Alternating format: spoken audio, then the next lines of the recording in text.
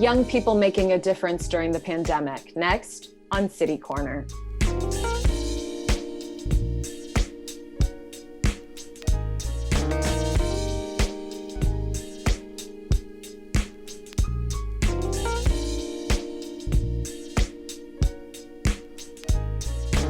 Hi, I'm Sarah Thompson, and welcome to City Corner. By all accounts, the pandemic has been devastating for individuals, families, and communities, not just here in the St. Louis area, but across the country and world. But amidst the shifting tides of the pandemic, there have been stories of hope and inspiration. I've been particularly struck by the actions of young people using their creativity and energy to help others. For this City Corner, I'm speaking with two students who started very different projects, but both powered by the spirit of giving and the mission to help others. I'm joined by Kennedy Webb, who is a freshman in high school. She's also a dancer, and that's important because it's an integral part to the work that she's been doing for these past months of the pandemic. Kennedy, thank you so much for joining me, and welcome to City Corner. Thank you for having me. So we've got a lot to cover, but before we do, I just want you to sort of introduce yourself and tell me a bit more what grade you're in, what high school you attend, and some of that good information to start things off. I'm a freshman at Fort Zumwalt West High School, and I'm on the Fort Zumwalt West varsity dance team. Okay, yeah, let's talk about, that's a great entry into the dance part of it because you dance both in school and outside of school. So tell me a bit about where you train and all of that. So for my dance team, that's separate from my studio team. I train for studio at Fusion Dance Center, and I love both of my teams. They're so great. And so have you been dancing for a long time? Yeah, for about 10 or 11 years, since I was 3. Since you were 3. And what type of dance? All types of dance, like ballet, contemporary, jazz, hip hop. I'm not too good at tap, but that's okay. That's great. That's so many different types of dance. So so the focus obviously that we're talking about today is young people who are making a difference and how the pandemic was that catalyst to make a difference, to do something. So I'm going to have us go through this kind of chronologically. We know you're a freshman in high school. We know you're a dancer headed for on this great track ahead of you. And then the pandemic, here we are. The pandemic hits back in March and things start to shut down. You go home to virtual lessons at home for school. And then you're at home, you're spending a lot of time at home doing school. Where is your mind at? What's it thinking at this point? At that point, I had so much time on my hands. I really just had no idea what to do with it because I went from being so busy all the time, never having downtime, never having time to do little things like this. And then all of a sudden I had so much time on my hands and I didn't know what to do with it. So it was just kind of interesting adjusting from something like going from one thing to the other. It was just crazy.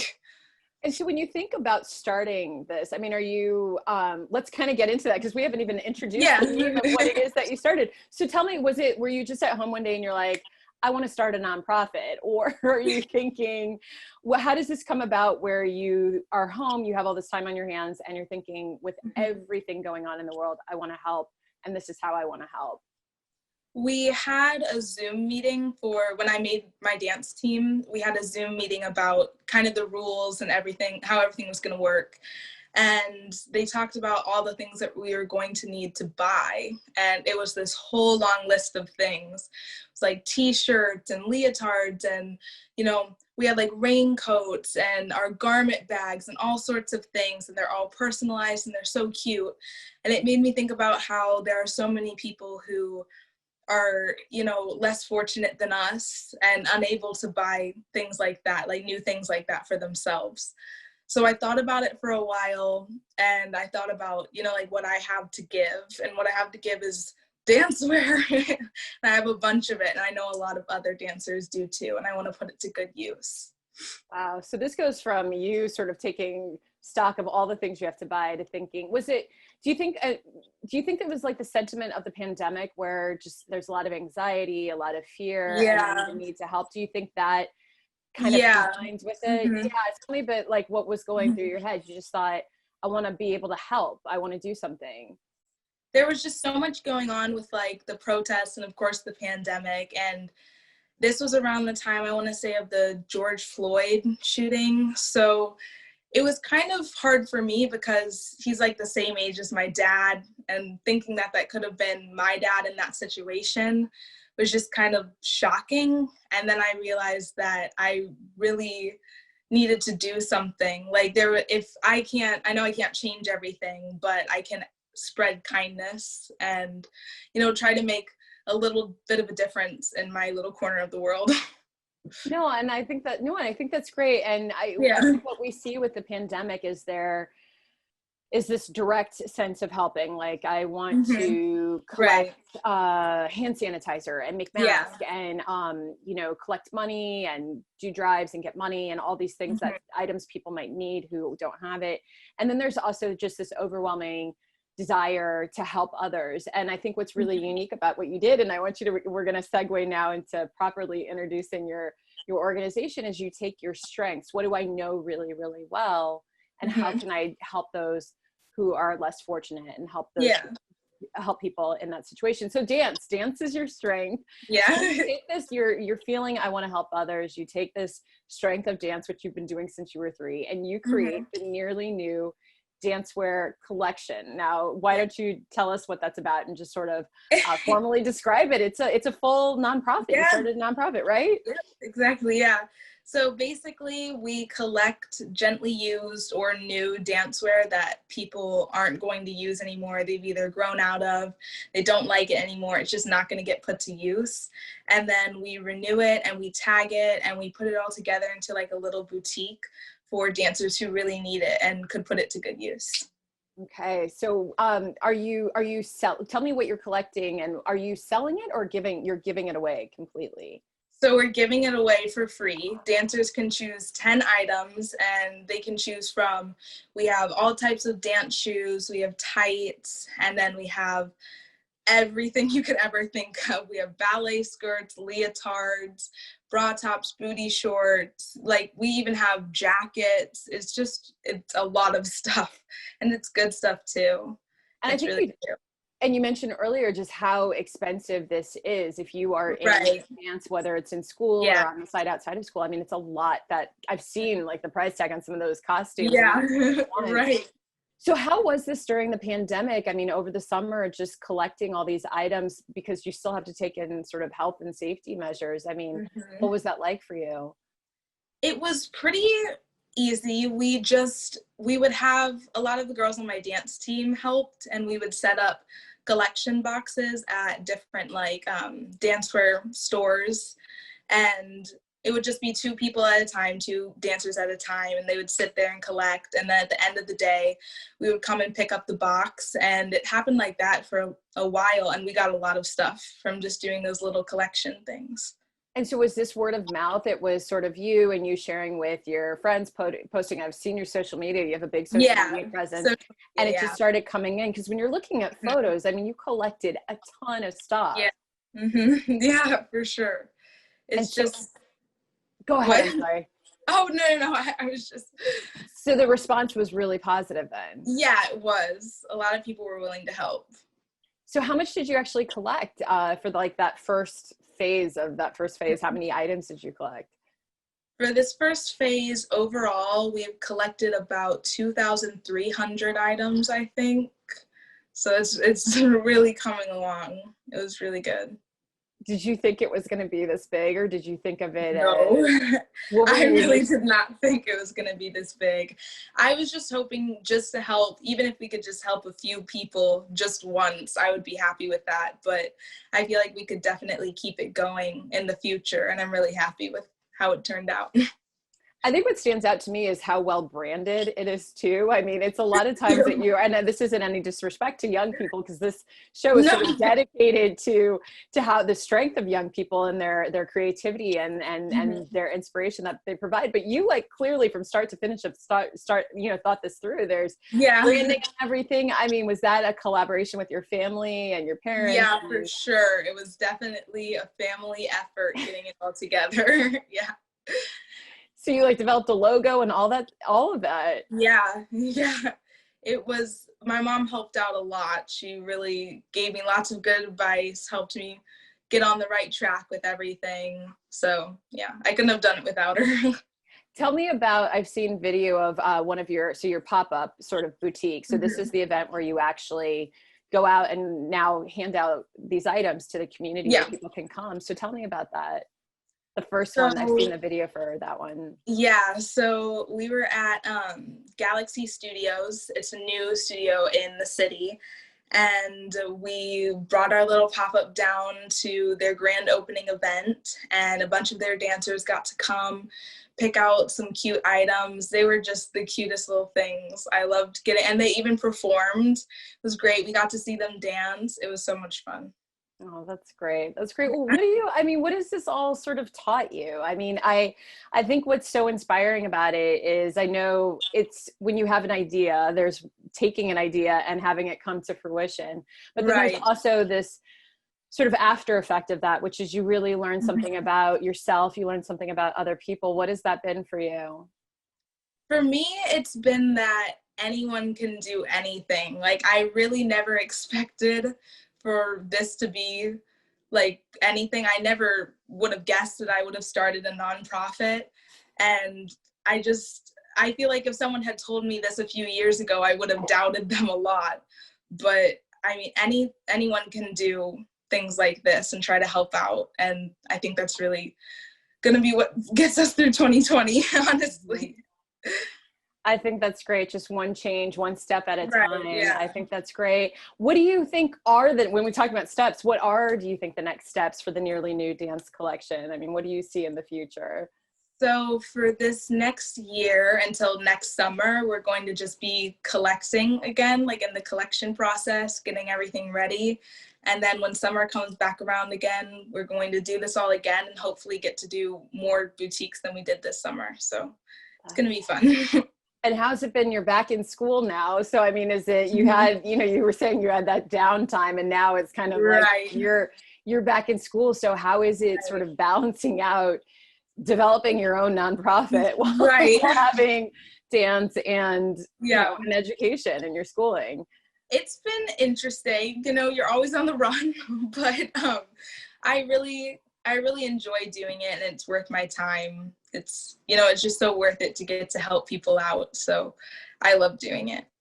That's awesome. And before we close, I mean, for anyone listening to this who's your age, who's sitting there, who's 14 or 15, 16, just in high school, what would you say to them about just if they want to help, if they have an idea, what's that one thing you would say to them? The one thing I would say would just be go for it. Like, don't hesitate. Don't doubt yourself. Don't think that there's any reason that you can't do it, because if you have the resources, if you have the time, the ability to do things like this, I think it's so worth it. Even if you help out just a few people or if you help out thousands of people, it's still just as worth it. That's great. That's great. Yeah. Kennedy, thank you so much for joining us. Thank you so much. Thank you. No, and good luck with everything, the school year this year, and just with the organization. We're going to have some information there for you on the screen if you're interested in learning more about the Nearly New Dancewear Collection. We've got that information right there. You can donate dancewear. You can find out more about upcoming events and ways to get involved. We've got the Facebook handle, Instagram, Venmo, and email at nearlynewdancewearcollection@gmail.com, but hit them up on social media to learn more. And Kennedy, thank you again for joining us. All right, well, we're going to take a short break, but I'll have more right here on City Corner. Stay with us. We'll be right back.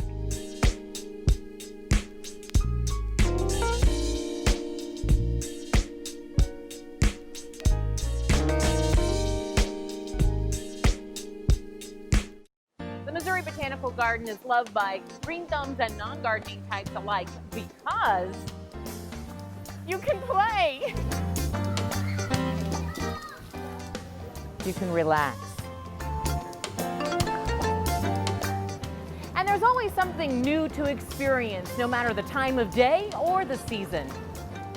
And learn about conservation and one-of-a-kind plants. So come and experience St. Louis. 150 over 90. 180 over 111. 160 over 110. I had a stroke. This is what high blood pressure looks like. You might not feel its symptoms, but the results from a stroke are far from invisible or silent. If you've come off your treatment plan, get back on it, or talk with your doctor to create an exercise, diet, and medication plan that works for you. Go to loweryourhbp.org. If I would have followed a treatment plan, I would not be in this situation. Selfie. Nailed it.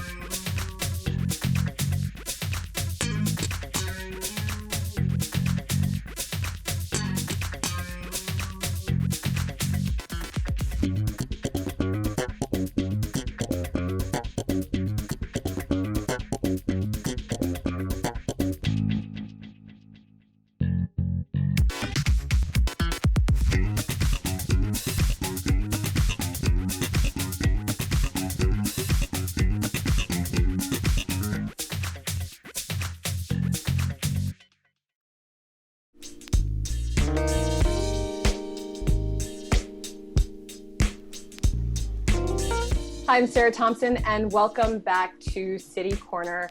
For today's program, we're talking with young people who are doing very courageous volunteer projects, really interesting things with their time during the pandemic. And I'm now joined by Bella Ott. She is a student at Ursuline Academy, and we're going to learn a bit more about her because, Bella, what's really interesting to me is with your project that we're going to get into the details, it's directly related to the pandemic. And so let's kind of dive right in. First, tell me a bit about yourself. You're a student at Ursuline. What year are you? I'm a sophomore. You're a sophomore, okay. And so you've been at Ursuline for a couple of years now, or? This is my second year. Your second year, and you're doing virtual learning right now. How's that coming along?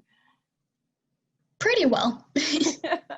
Pretty well. Well, I'm going to kind of go back in time. We're going to go back to March with the start of the pandemic. And I know when we were arranging this interview and communicating back and forth, I love this quote that you included in our communication. And you said, I was sitting at home waiting for an opportunity to help my community, and making masks and scrub caps was my chance. And so now you're going to get to tell us a bit more about your project. So let's go back to the start of the pandemic and tell me how this all started for you. Well, at that time, I was doing virtual learning too. And my mom came to me and said that healthcare professionals were having a shortage of PPE and needed people to make cloth masks. So she sent me a few patterns and I chose one and just started sewing. And so you're just, were you thinking when your mom said that to you, you're just thinking, oh, okay, maybe I'll try to make a couple masks. I guess this implies that you do know how to sew. You have Yes. a sewing machine. And so what, are you just at the time, thinking I'll just make a couple masks and see how it goes, or? We reached out to a few family friends and asked them, hey, do you really need masks? And they said, yes, we do. So I started out with that and filled some requests for masks. And from there, I made so many. Wow. So so this was back at the start of the pandemic and you're at home. So how was it balancing out virtual learning with making masks? I would make masks over the weekends and then do school on the weekdays. Wow. That's really great. You mentioned your mom, and your family plays a key part to all this because you are, and you can explain and tell me a bit more about it, but from a family of first responders. So how has that influenced you during this process and with this project? So my mom used to be a police officer, and then my dad and his brother are firefighter paramedics, and then his brother-in-law is a paramedic. So we have always been safety oriented. So I have been certified in CPR and first aid at least twice now from my dad's fire district.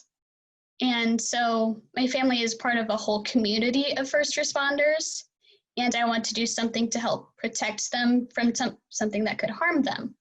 And it also protects those who they help on their calls. So it has this double effect. So it helps the first responders and who they help. That's wonderful. That's really wonderful. I've been so interested in how the minds, when you're talking to young people, this inspiration to want to help. And I think it's really interesting because you're experiencing it differently when you come from a family of first responders on so many levels. So you start this project, your family's obviously totally behind it, right? Definitely. And so you kind of bring in this collaboration because you have to make the mask, you need fabric and all of that. So talk about some of the collaborative aspects of the project. My mom posted on Facebook, she's like, hey, we need supplies, can anyone help? So I received fabric and bias tape from at least 4 or 5 different people, and I got so much that I still have some left over. Wow, that's great. So people just over social media said, hey, I'll drop this off or I'll meet up with you or something, and to give you fabric. That's really, really great. And so you sit down, were you following any of the patterns? I saw a lot of those YouTube videos where it was, printed how to make a mask. I mean, were you actually sketching out how to do your own mask? Or, excuse me, my sewing isn't so great. So this could be something totally intuitive, but will you tell me about the process of actually making the caps and the mask?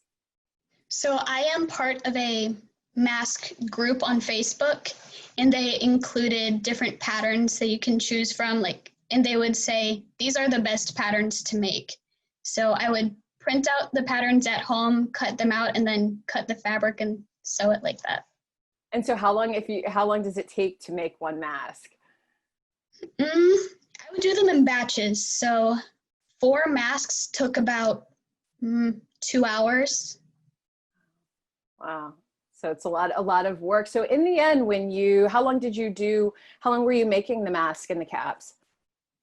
I made them from late March until mid-June. Okay. And so what was the running total, or what was the total during that time? How many did you make? I made 65 masks and 11 scrub caps, and that totaled about 44 service hours. Oh, that's so fantastic. And then, so after you're making these, where do they actually go? Who are they going to? Is that through your family, or was it to a specific organization? They go to mostly family friends. So the masks went out to 21 individuals and families, and they mainly went to healthcare workers, paramedics, and firefighters. But I also have some friends who have immunocompromised members and elderly members. So they went to both of those. And then the scrub caps mainly went to paramedics at Rock Township. So that's great. And I saw some of the photos, and we're going to show some of those photos. Do you have was there a favorite pattern or fabric or anything that became your favorite when you're sort of doing this dual role of creator and designer and also volunteer in this project? I guess my favorite one was a red bandana print, because when someone would wear it, they looked like a bandit, and it was actually kind of funny. That is funny. That is very funny. I mean, I think this is really great too. I think, we interview so many people for the different shows we do at the station. And what I love to see is when an idea comes to fruition and you sort of act it out, a person executes it. And so in this case, I mean, I think it's brilliant that you had this idea. It's clearly heartfelt because of your family and you wanted to help. So during this process, I mean, what have you learned from this project? When you think about it from start to finish, what do you think you've learned? I have definitely learned perseverance, because a lot of people would actually post stuff these people aren't actually taking the masks and you shouldn't be making these masks. And I'm like, I'm going to make them because I know it's going to help people. Because then later on, those organizations did accept them because they're like, we need these. And then I also learned patience because of how long it takes. That's perseverance and patience, and that's something you need throughout life for sure. And this is a great exercise in doing that. What would you say to your classmates about that idea, like I was just talking about, of like sticking with something or doing something? Like I really do believe every little bit helps. And I've been amazed just over and over again when I see people stick with an idea and stick with it, what can come out of it. So, I mean, when you're talking to your friends or just your classmates, just what would you share with them if they have an idea about how they can help? I would say that doing whatever you can makes a difference. It doesn't matter if it's big or small, it will make a difference in someone's life. And to play to your strengths, because sewing is one of my strengths. I've been sewing on a machine for 5 years now. So I knew that using my strengths to help would definitely make a difference. That's fantastic. And that's a really good point, which is, and we talked with the other student that I spoke with, she said something similar too, which was knowing her strengths and knowing that she could help, that although it wasn't something directly connected to sort of first responders or safety and health with the pandemic, the idea of what her strengths were, she started a nonprofit out of the pandemic, knowing what she could and couldn't do. So here we are, we're in the fall, your virtual learning continues, fall 2020. What comes next of this? Obviously, it's really hard to balance making more masks during the pandemic while you're in school full time. But what do you think the future of this project is for you? I haven't been able to plan it out yet, but I think I will continue making masks. And I don't think I'll ever charge for them, ever. So I think with that, I'll just be able to help more and more people. That's fantastic. That's really great. And what about your friends? Are you going to kind of recruit some of your friends, teach them how to sew? I don't know if I have the patience for that. Even though I did learn some patience from this, I don't have enough to teach them to sew. Well, maybe when the requests continue to grow, that you can expand your services. Is there anything else that you want to add? I know I appreciate your time today, and I really appreciate you sharing your story about this project. But is there anything else that you want to add? I know that this is a volunteer project, so we can't say to go to a website to purchase for donations. This is really something that you were personally doing. But anything else that you'd like to add? I think I've covered everything I wanted to. All right. Well, I appreciate your time. And like I said, congratulations to you for, excellent work for this volunteer project and your commitment. And as you said, the patience and perseverance that you learned. And what I appreciate most too about you sharing your story, not only was it a huge help to people in the St. Louis area during the pandemic, but it inspires other young people that if they have that kernel of an idea, as you said, just to go for it and stick with it. So thank you so much for your time. Thank you. All right, and thank you at home for watching STL TV and for watching City Corner. Please keep it right here on STL TV, Experience St. Louis. And for more information, you can always go to our website, stltv.net, or follow us on Instagram, Twitter, Facebook, or YouTube. Take care.